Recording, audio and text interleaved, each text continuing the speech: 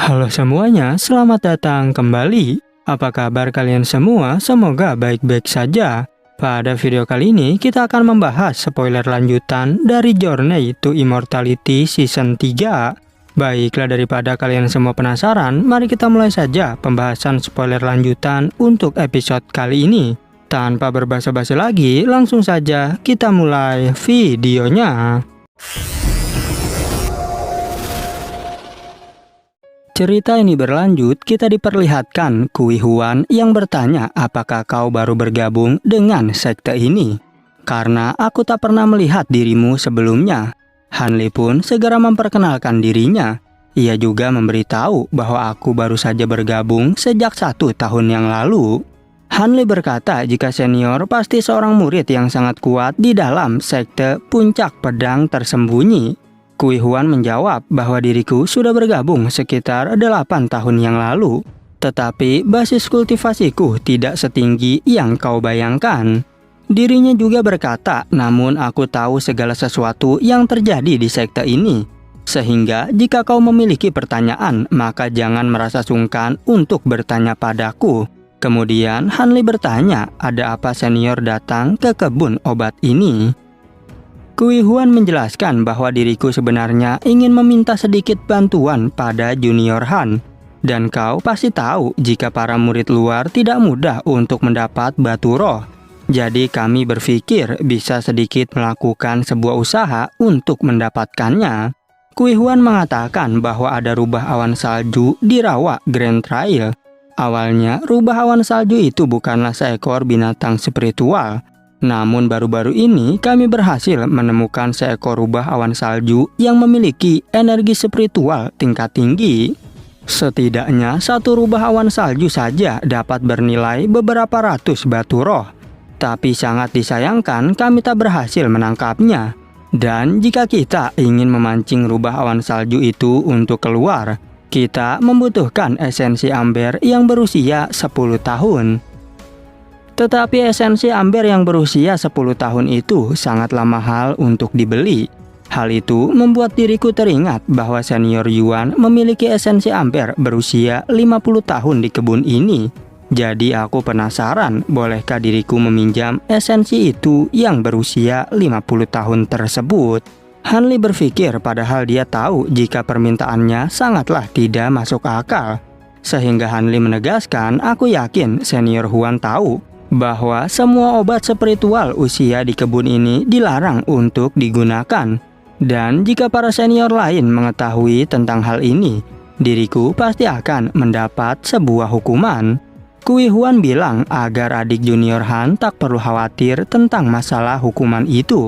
Karena setelah kesepakatan terjadi, diriku akan memberimu bagian yang adil dari batu roh tersebut. Namun Han Li meminta maaf karena aku tak bisa memberikannya pada senior. Dan hal itu sungguh di luar dari kendaliku. Kui Huan tentu menjadi sangat terkejut mendengar jawaban Han Li. Tapi Han Li berkata jika senior benar-benar tak mempunyai batu roh yang cukup, maka tenang saja karena diriku bisa meminjamkannya pada kalian. Agar kalian semua bisa membeli esensi amber dari pasar obat secara langsung.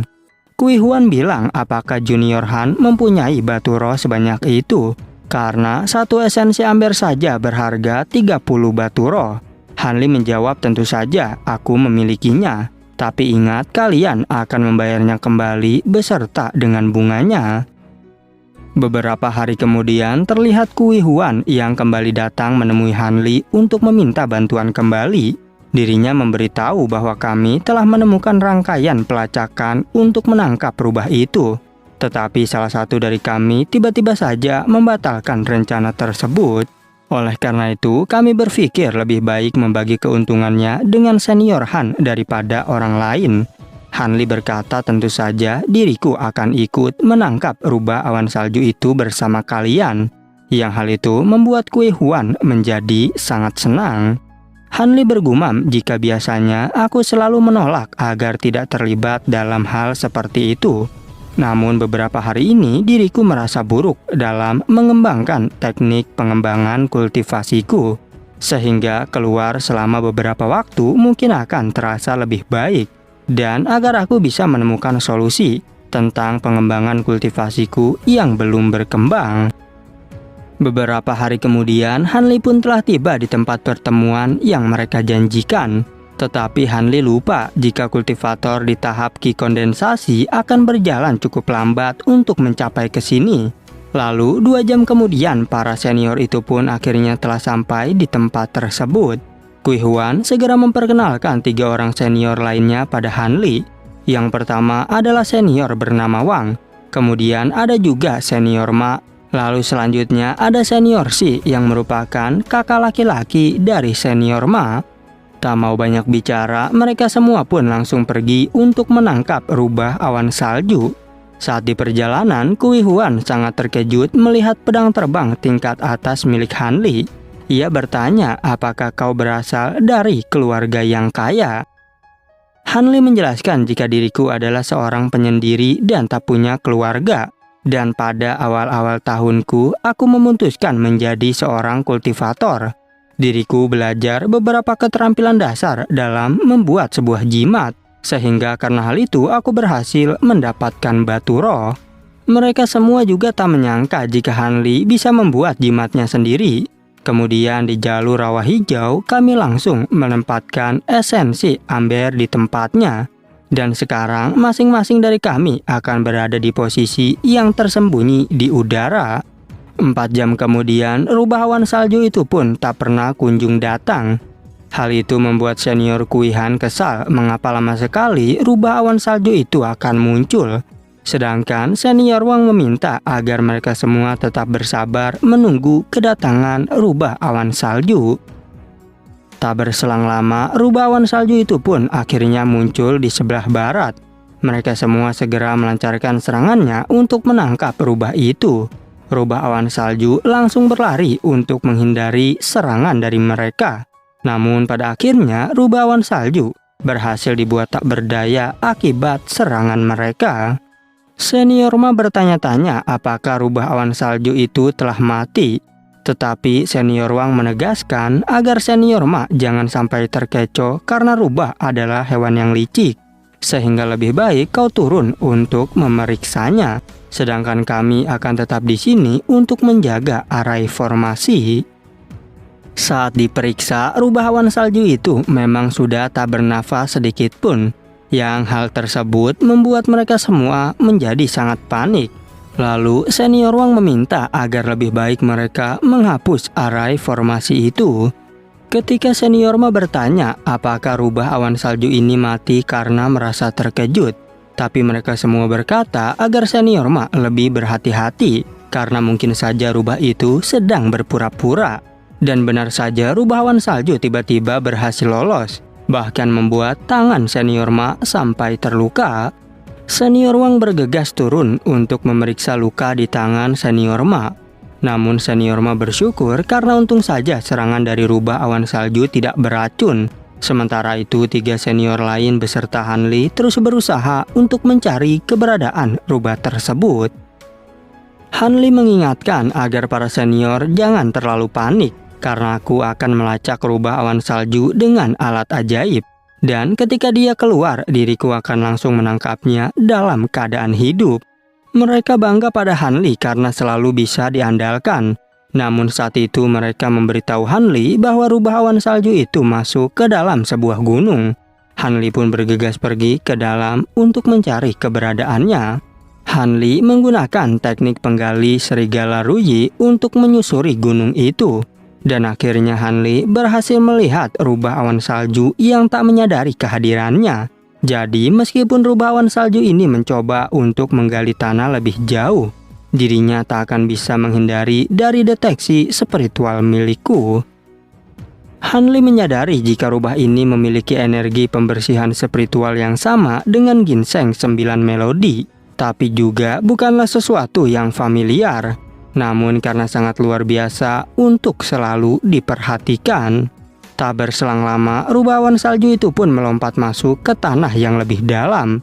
Setibanya di sana, Hanli tak menyangka jika ada sebuah tempat tinggal di dalam gunung ini. Saat Hanli mencoba mengeluarkan kesadaran spiritual untuk memeriksa tempat itu, Ternyata kesadaran Hanli terblokir. Hanli bingung apakah aku harus melanjutkan pencarian ini, karena sebenarnya diriku merasa jika tempat ini sedikit berbahaya.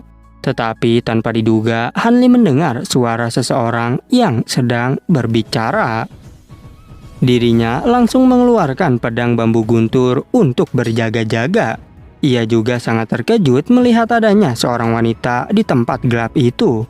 Wanita tersebut berkata, "Jadi kau bukanlah seseorang yang lebih di tahap ki kondensasi, melainkan seorang kultivator di tahap core formasi." Wanita itu juga bilang bahwa teknik pengembangan kultivasimu sangat bagus.